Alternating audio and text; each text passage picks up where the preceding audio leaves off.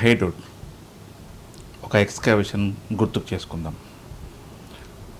ఈ ఎక్స్కవేషన్ మన henry Ford గురించి.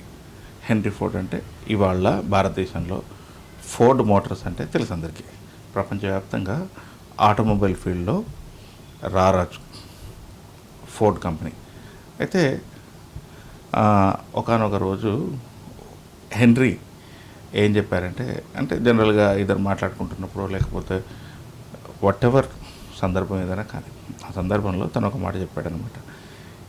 ఏం చెప్పాడంటే, నువ్వు చేయగలవు అని అనుకుంటే అది కరెక్టే, నువ్వు చేయలేవు అనుకుంటే కరెక్టే.